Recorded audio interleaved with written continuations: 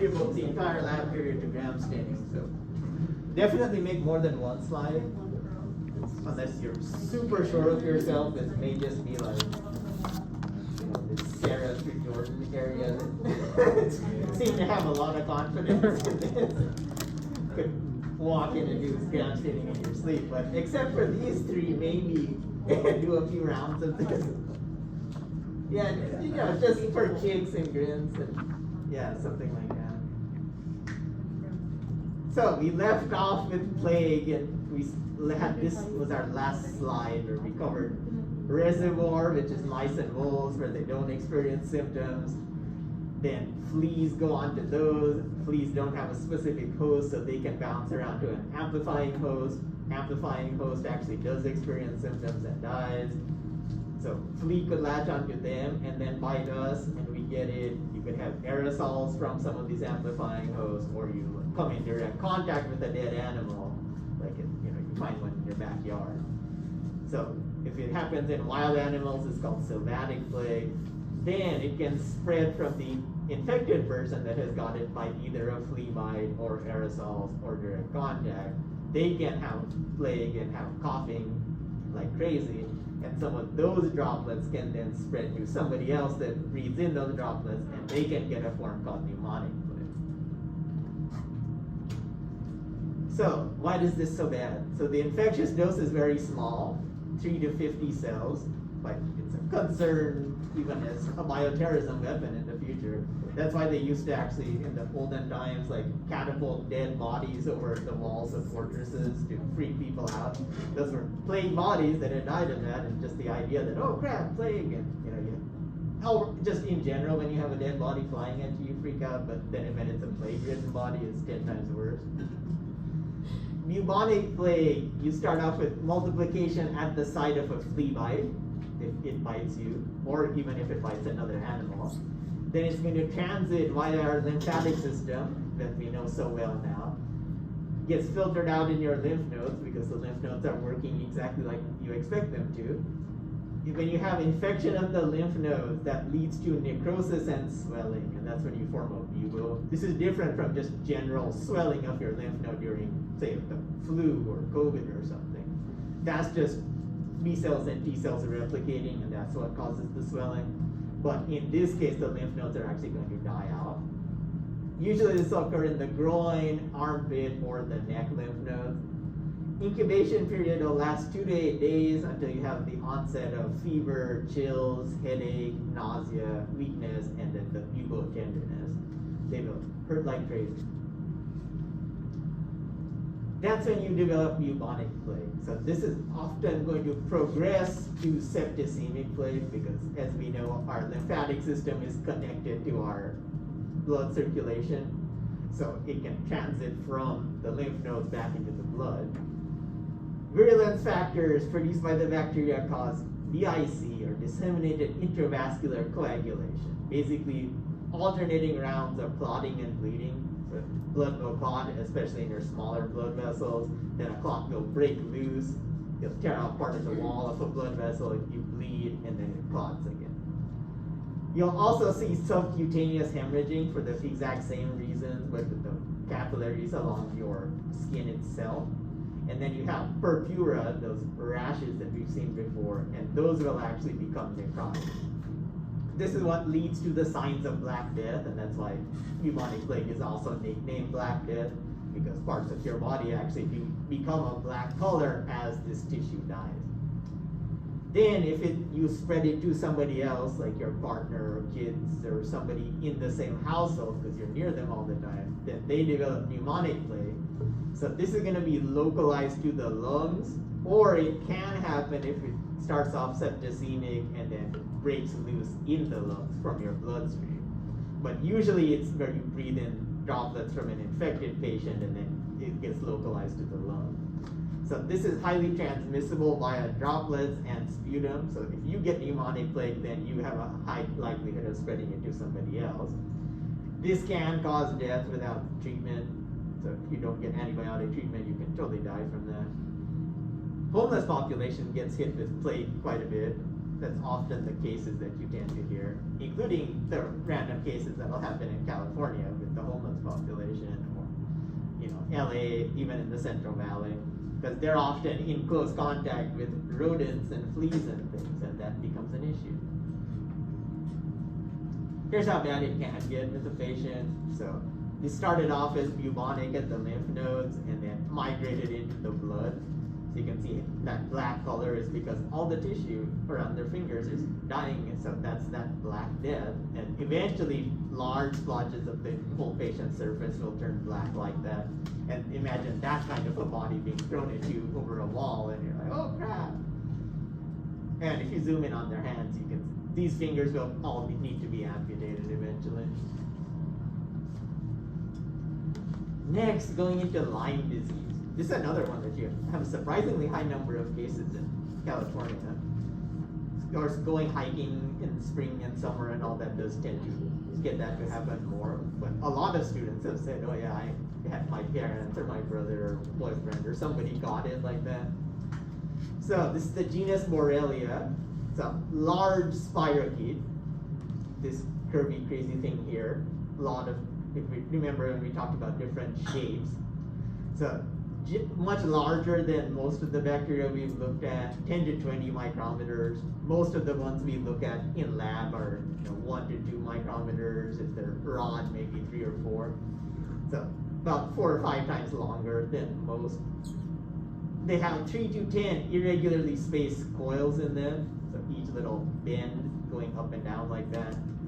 And they have a lot of periplasmic flagella. So that's how they're going to move, is because inside that outer membrane they have flagella, and they're the ones that are going to spin around and allow motility through a liquid medium. If you develop a borreliosis, or plural borrelioses, disease is caused by any member of this genus. Generally transmitted by an arthropod vector like ticks or lice. The one we especially care about is Borrelia burgdorferi. This is the one that causes Lyme disease. Why is it called Lyme disease? So it was way back in an old school town in Connecticut called Old Lyme. That's where they first identified cases of this mystery illness that was affecting people. But it had probably been occurring for many years before that in other parts of the country. Just no one traced it back and figured out that, oh, this is spread by tick bites. But there were a cluster of cases at that time in that town, and so it got its name that way. Much like tularemia or rabbit fever got its name from our county. On the epidemiology on this one, you have transmission between species of hard tick, the genus Ixodes. So they have a hard shell like this. There's also soft ticks that don't have a hard shell, but these are the ones that are going to spread Lyme disease. Some of the examples are like the deer tick, that's the most common one, but there are other types of tick that can also spread it. It's especially prevalent in the northeast US, like where Connecticut is located, but there's cases that also will occur in the Midwest and the West. That's why you can go hiking around California and also get it. So last figures, I believe, about 35,000 cases were diagnosed in 2019. So, and there's an increasing annual trend. This keeps going up as more people actually get tested for this. It's especially going to be happening in the summer and fall, because that's going to coordinate the tick cycle and our cycle of being outdoors. We're less likely to be outdoors with shorts and a tank top in the middle of winter. Inspections are especially going to occur in hikers, backpackers, and if you just happen to live in a wooded area, like you have a nice backyard somewhere out there by 3 rivers or something. So our tick cycle is semi-complicated. Start off here, you have the hatched larvae of some of these ticks. So an egg hatch latches onto some small mammal, like a mouse. Feeds on them. Now it's going to be infected because maybe this animal already has the bacteria in it. So it gets infected, starts maturing, and this is going to be the first year of a 2-year cycle. So now it matures into the next stage, which is the nymph. And it does that by the end of this first year. And this is the voracious kind that wants nothing to do but eat. Sort of like how some of us are when it gets to like 9 o'clock at night and we're still here. So this hungry nymph will latch onto any vertebrate animal, anything that's warm-blooded, like birds, mammals, anything. And that can include us, and that's how we often will get it, is we get latched onto by a nymph while we're out there in shorts and sandals. Then we get infected. But its ultimate goal is to end on something like a large animal, like a deer, if it's a deer tick. So at this point, those nymphs are going to mature into adult male and females, and this is when it's true love at first sight, when they find each other on the skin of a deer, get to go through sexual reproduction at this stage, and from this stage, then they'll come off, lay eggs, and the eggs start the cycle again. So eggs will eventually get laid on the surface of the deer, they fall off, they go into the ground, and then they'll hatch and start the process over. On the pathology of this one, so humans are a dead end or accidental host. It's not going to be like a tick will latch onto you while you have Lyme disease and then latch onto somebody else. The chances of that are very slim. Lyme disease, you have morbidity, so you'll feel like crap, but you don't die from Lyme. The first symptom in about 70 to 80% of cases is this nice bullseye rash, kind of different than our traditional rashes we've looked at so far. And that's because the tick bit you right here, and so the rash migrates outward like a bullseye. This rash is called erythema migrans, or migrating redness, because it keeps getting bigger and bigger within a few days of when you got bit. Patients can also experience some non-specific things: fever, headache, dizziness, stiff neck. If you have these symptoms, they're a part of the first stage of Lyme disease. Second stage then is going to occur if it's not diagnosed and treated early on. And that's often what's going to happen in like the 20% to 30% of people that don't have this bullseye rash.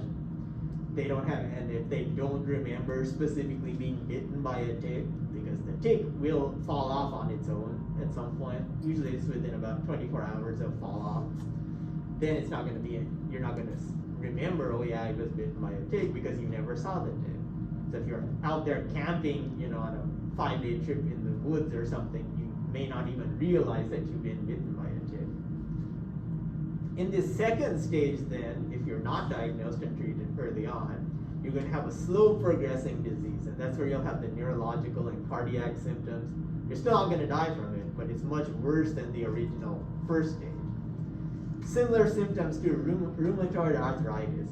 Your joints are going to hurt like crazy, painful to move, hard to move, and you also will often develop facial palsy, where like one side of your face droops down dramatically compared to the other. Like some of the faces I get that you draw on these test answers, oh no, I don't know that answer, and you draw that kind of half sad face. That's sort of like what facial palsy is. Over weeks to several months then, you can develop polyarthritis, arthritis in lots of different areas, and that actually ends up affecting most of the joints of the body. This one they're not sure of if it's specifically just an immune response, because often like you get diagnosed with this sometimes, but they'll test you and you have no sign of the bacteria in you anymore. So it might be something like a hypersensitivity reaction, because there's something about the tick bite or the bacteria that continues on and then keeps you sensitized, and then you start attacking your joints. Diagnosis is going to be difficult if you don't have the sighting of the tick, like, oh yeah, I remember pulling a tick off my leg or my back or my head or something, or you don't have that nice bullseye rash, or you can't find any of the bacteria in the blood if you take a blood sample. Then you hear those cases on local news all across the country. You're like, oh, I went to 4 different doctors, and they said I had stress, and they said I had arthritis, and they said I had all these other things. It was only the 4th or 5th doctor that figured out I had Lyme disease. Next one, our genus Rickettsia. Another spirochete, or actually an intracellular one.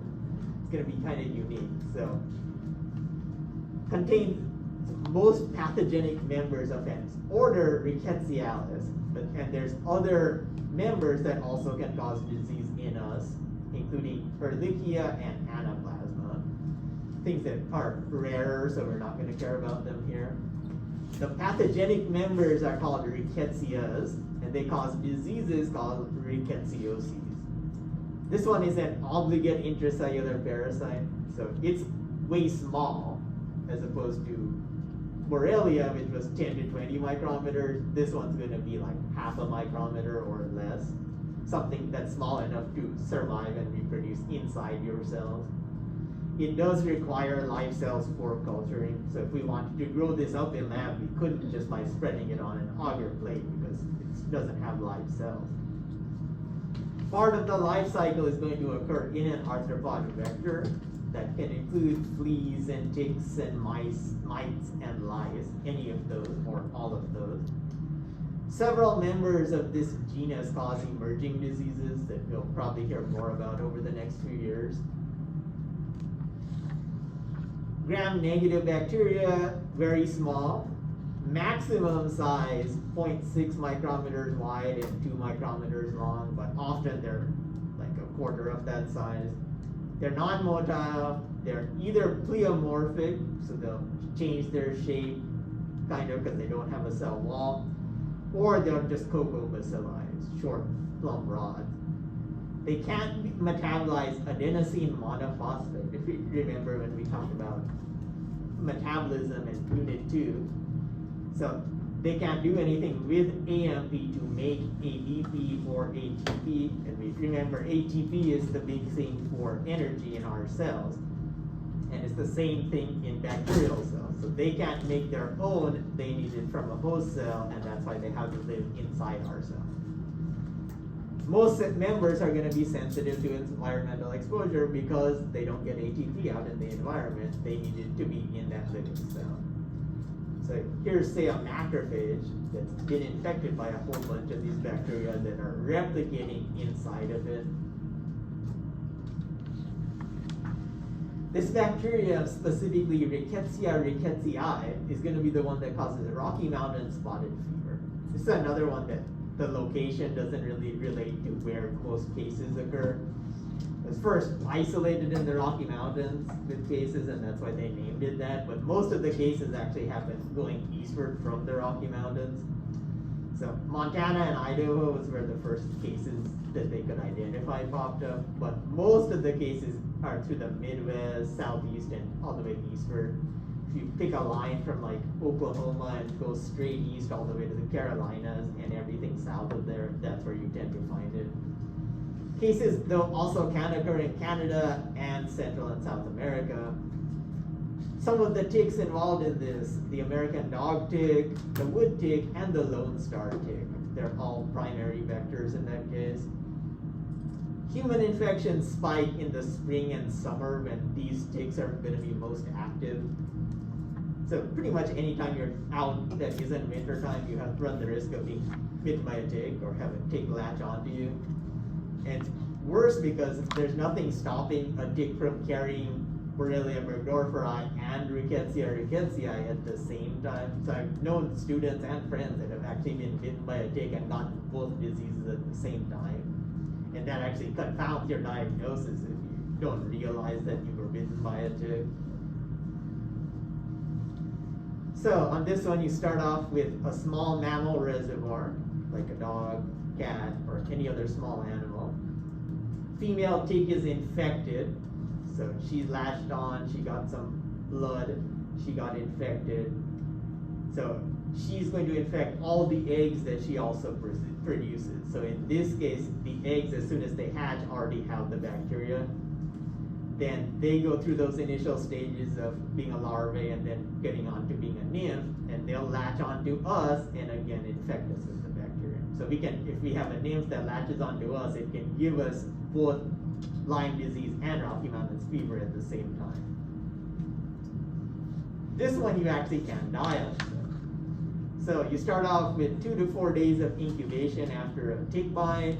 Early symptoms, non-specific, fever, chills, headache, muscle pain. Then you get the spotted rash that you get this disease name from. That happens about 1 to 3 days after your prodromal stage. So during that period of illness. And it happens all over the body. You get this kind of rash. There's basically a bunch of spots all over your skin. Lesions get larger over time, and eventually they're going to merge.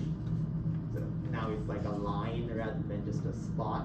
And these can all become necrotic where the tissue completely dies. Bacteria then can enter and multiply within endothelial cells, the cells that line all your blood vessels, and that's what often causes the bleeding, is because those blood vessel walls are infected. Leads to vasculitis, a disease of the vascular system, leakage of your blood vessels, and thrombosis, where a clot forms and then breaks off and clogs up some smaller blood vessel. Besides the rash, then it also leads to hypotension, because you're bleeding, you can't keep up your blood pressure, so you have low blood pressure, and neurological symptoms if you have one of these bleeds occurring in the central nervous system. That's when you have restlessness, delirium, convulsions, tremors, and you can go into a coma from this. Has a 3 to 10% mortality rate, and that's usually due to kidney failure and heart failure, so one or the other or both happening. So you can die from this one, you won't die from Lyme disease, but they're both equally bad. Lastly, viral diseases. For this one, I'm only going to care about one viral disease, partly due to time and partly because it's the most important out of this, which is infectious mononucleosis. So this one, actually a lot of students will say, oh yeah, I had mono, or they'll, oh, my parents told me I had mono as a kid, or something like that. It's often called the kissing disease or glandular fever. All of those are the same thing. Kissing disease because it's often spread during kissing by saliva. This one is caused by another herpes virus. Remember when we talked about type 1, type 2, and type 3. So this is type 4, called Epstein-Barr virus. Childhood infection usually, and when they're in childhood, they're often asymptomatic, or you just have a sore throat. So if you haven't been tested, you may not even realize that you were infected as a kid. Because it's a herpes virus, it's another one of those that you're infected for life by once you have been infected. So if you had mono as a kid, you're still infected by this one. It's more severe though in teenagers and young adults, if they haven't had it before. Then you often have a high occurrence in college students. You know, you're often kissing as a college student, you're sharing drinks as a college student, you're sharing utensils, things like that. So about 1 in 4 that are infected as a teenager or a young adult tends to develop the actual disease, or you have bad symptoms.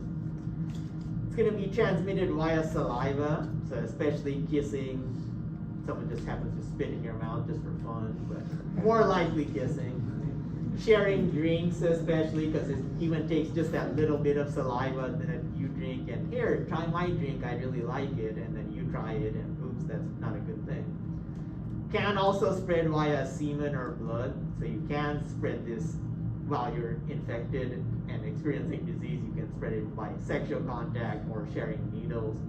And transmission can occur during the incubation period. So the crazy thing of this is how long that incubation occurs, which is 4 to 7 weeks. So during almost 2 months of being just going through the incubation period where you don't actually have symptoms, you can still be spreading this through saliva or intercourse or blood. So 95% of the US population is infected by this one by age 40. So if you don't have type 1, type 2, or type 3, you have this one. Like, that means, you know, about 19 of us in this room should have it.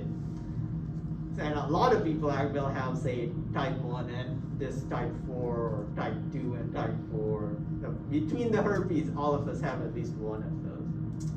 Signs and symptoms, if you get it as an adolescent or young adult, is your first time: extreme fatigue, fever, sore throat, body aches, swollen lymph nodes, and a large spleen or liver.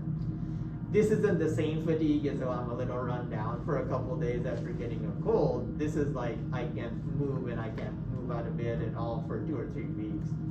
You'll hear this happen with like a sports star in NBA or tennis or football or something, and then they're out for several weeks because of mono.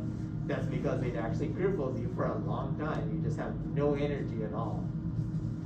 The spleen also, because it's inflamed, it's especially going to be prone to rupturing with physical contact, like playing contact sports.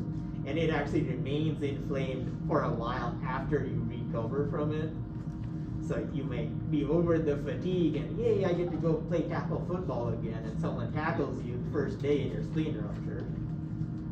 The virus will first infect and replicate in epithelial cells, just like when we talked about type 1, type 2, and type 3 herpes. Also, this happening in the pharynx specifically. From there, it can infect B cells and some T cells. If you have your tonsils, that's a great place for the virus to replicate, but it isn't required for replication either.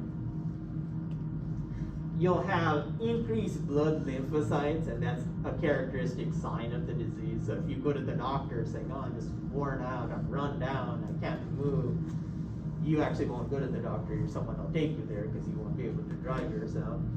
But then you get your blood tested, they may not identify the virus first, but they'll see your B cells and T cells are elevated.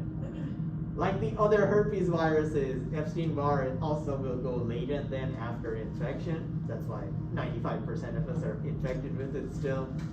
And latency can occur in epithelial cells, B cells, and T cells. It'll remain there, but it can reactivate if your immune system gets weakened, again by things like chemotherapy or major surgery. Replication is going to occur in resting memory B cells, the same ones that are programmed to fight different infections or respond to vaccinations you've gotten in the past. In this process, you'll form these unusual lobe nuclei, and that's where the name also came from, mononucleosis. It's a disease of the nucleus of these types of cells.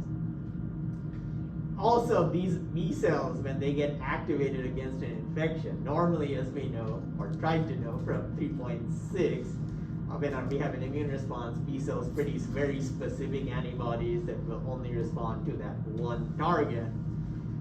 When these B cells get infected by Epstein-Barr, then they switch to making heterophilic antibodies. So these are really weak antibodies that don't bind tightly, and they're multi-specific. They'll bond to a lot of different things instead of their original target.